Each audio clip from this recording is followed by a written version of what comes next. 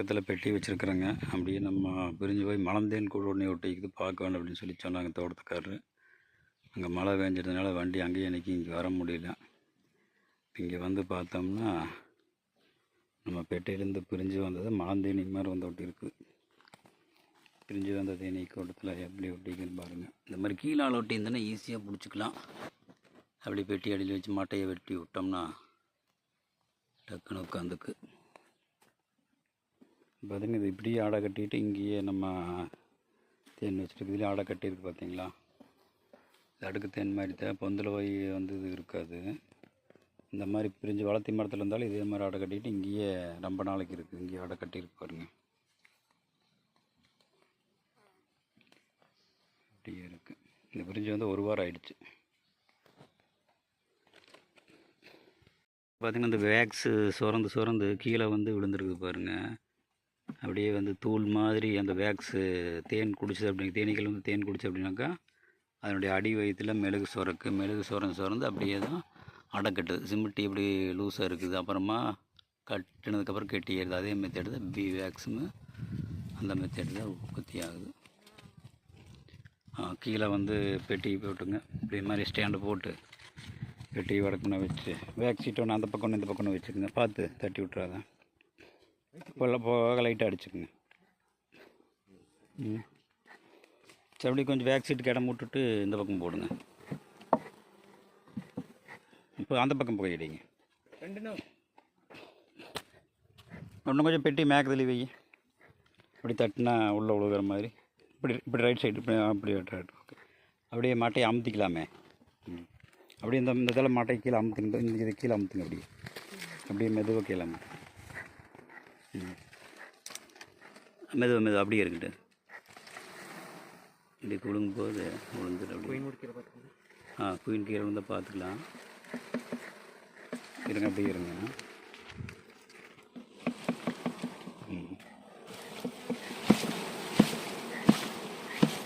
சரி, அப்படியே விடுங்க. மேலே மூடிங்க. அடை எப்படி கட்டியிருக்கு பாருங்கள். மொட்டு போட்டிருக்குதான். எக்லேயிங் இருக்கான்.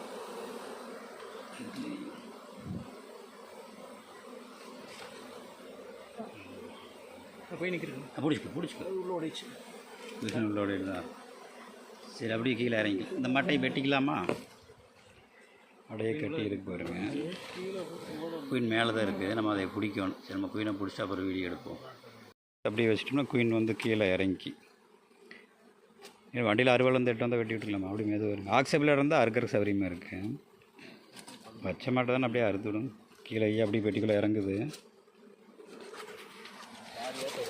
கீழே வந்து கீழே ஸ்டாண்டில் ஏறி வருது. அப்படியே வந்து வாசல் வழியே உள்ளே போய் குயின் கீழே வந்துடுது.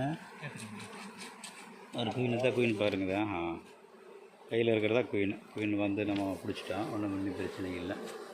பார்த்தீங்க குயின் ராணி தேனி உள்ளே போகுது பாருங்கள். அதுதான் ராணி தேனி உள்ளே போகுது. ஓகே. குயின் இதில் போட்டு அப்படியே அடையை மட்டும் கட் பண்ணி எடுத்துங்க. திருப்புங்க. அப்படியே அடையை திருப்புங்க. அப்படி திருப்புங்க. அவ்வளோ விடுங்க.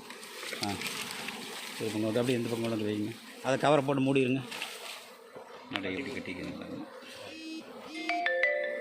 மகரந்த நிறைய வச்சுருக்கு பாருங்கள்.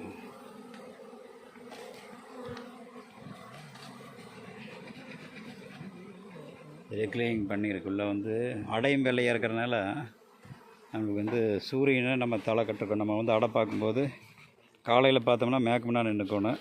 ஈவினிங் பார்த்தோம்னா கிழக்கு முன்னா நின்று பார்க்கணும். அப்போ வந்து உள்ளே இருக்கிற எக்லேயிங் தெரியும். இல்லை பதிலையும் கையை வந்து இந்த மாதிரி பின்னாடி வச்சுட்டு பார்த்தோம்னாக்கா உள்ளே இருக்கிற எக்லேயிங் வந்து நல்லா தெரியும். உள்ளே வந்து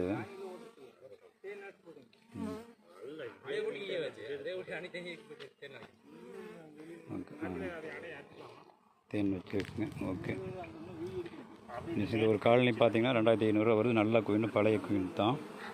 பிரிஞ்சு வந்துடுச்சு. பெட்டி வந்து 6 நாளைக்கு ஒருக்கா பார்க்கல அப்படின்னாக்கா இந்த மாதிரி பிரிஞ்சு வந்துடும். அந்த அடையில் இருக்கிற காட்டில் கம்ப்ளீட்டாக எடுத்துக்குங்க. அந்த அடையை எடுத்து வச்சுக்கோங்க.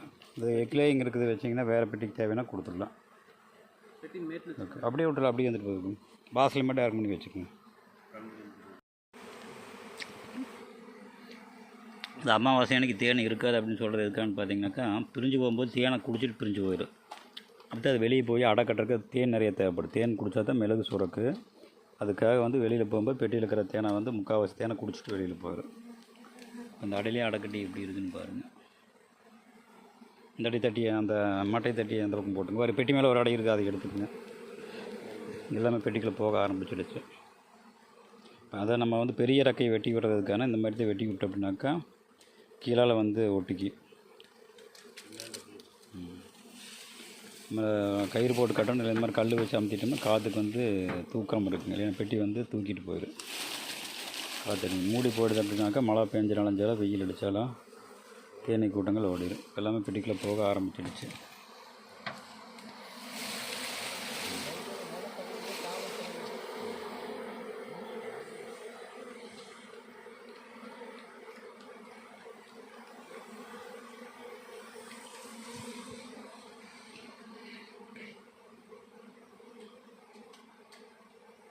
நம்ம பிரிஞ்சு போன மழை தேனீ மாதிரி அந்த கூட்டத்தை பிடிச்சதுங்க. இப்போ நல்லா வளர்ந்து சூப்பர் ஓரளவுக்கு மேலே வந்துடுச்சு. இது எல்லாமே தேன் நடக்கும். இப்போ கிட்டத்தட்ட ஒரு 3 மாதம் இருக்குன்னு நினைக்கிறேன். பார்த்திங்கன்னா மூடி வந்து நம்ம தகர மூடி எடுத்து இந்த மாதிரி உள்ளே வந்து ஏர் வெண்டிலேஷன் மூடி போட்டிருந்தேன். அதில் எல்லாமே வந்து நல்லா கிடைக்கும். இன்னும் வந்து மஞ்சளாக வச்சுருக்கு. பக்கத்தில் சூரியகாந்தி இருக்குது. இடம் பூராமல் பார்த்திங்கன்னா மஞ்சளாக இருக்குது. இந்த சூரியகாந்திலேருந்து வர்றது எனக்கு இந்த மாதிரி மஞ்சளாக இருக்குது.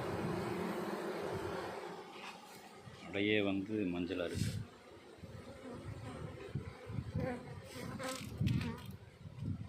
நம்ம அந்த தென்னை மரத்தை ஓலையிலேருந்து வெட்டி நம்ம பிடிச்சி வச்சுங்க. அது இப்போ இந்த மாதிரி வளர்ந்துருக்குது. வெட்டி அதே தான்.